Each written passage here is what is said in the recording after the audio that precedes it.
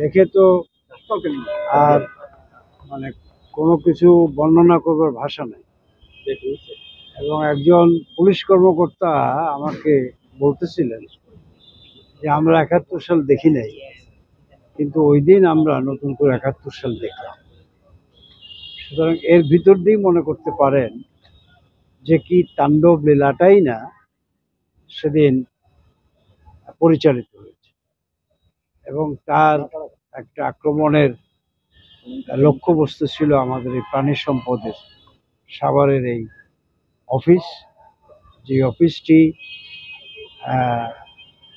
মানে ভাঙচুর বলেন, অগ্নিসংযোগ বলেন, এই অফিসের গাড়িটা বলেন, যেভাবে তারা আক্রমণ পরিচালিত করেছে তাতে মনে হলো যে এদের সঙ্গেই তাদের একটা যুদ্ধ ছিল এবং তারা এদের সাথে যুদ্ধ করেছে।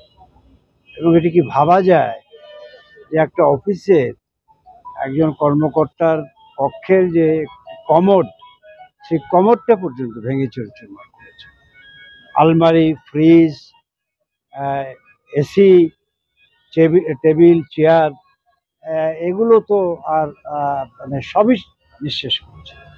সুতরাং এটি আর আমাদের বলবার মতো কোনো ভাষা নাই।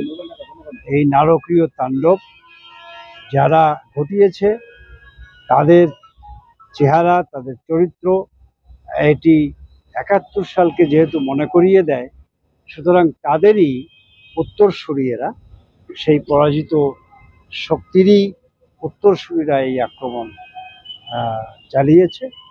সুতরাং তাদের বিরুদ্ধে এই দেশের মুক্তিকামী, স্বাধীনতাকামী জনগণকেই রুখে দাঁড়াতে হবে এবং তাদের বিরুদ্ধে ঐক্যবদ্ধভাবে আমাদের মোকাবেলা করতে হবে।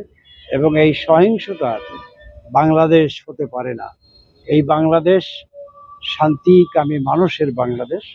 এই বাংলাদেশ মুক্তিকামী, স্বাধীনতা যুদ্ধের যেই মূল্যবোধ ধারণ করে যেই জনগোষ্ঠী, যেই মানুষ, যেই বাঙালি জাতি, সেই বাঙালি জাতির স্বপ্নের বাংলাদেশ। মাননীয় মন্ত্রী, আপনারা নিজেরাই আমার সঙ্গে সচক্ষে দেখেছেন এবং এটা আমরা অনুমান করি ৩ থেকে ৩.৫ কোটি টাকার ক্ষয়ক্ষতি সাধিত হয়েছে। তো সুতরাং এইগুলো সঠিকভাবে আমাদের ক্ষতির পরিমাণ নির্ণয় করা এবং আইন প্রয়োগকারী সংস্থার এই মামলাটি যাতে সুষ্ঠুভাবে তদন্ত হতে পারে, সেই ব্যাপারে তাদের কিছু আছে, কি বলে যে দাপ্তরিক কাজ আছে, সেগুলো তারা সম্পূর্ণ করবে। এবং ইতিমধ্যে আমাদের পুলিশ কর্মকর্তা জানালেন যে 14 জন গ্রেপ্তার হয়েছে এই ঘটনা, এবং তার ভেতর থেকে 4 জনের কাছ থেকে কিছু মালামাল উদ্ধার হয়েছে।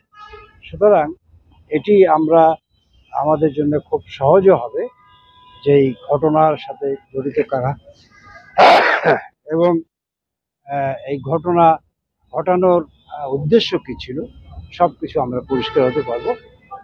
এবং সর্বোপরি আমাদের এই ক্ষয়ক্ষতির পরিমাণ নির্ণয়পূর্বক আমরা যথা সম্ভব খুব শীঘ্রই এটিকে পুনরায় এর স্বাভাবিক কার্যক্রম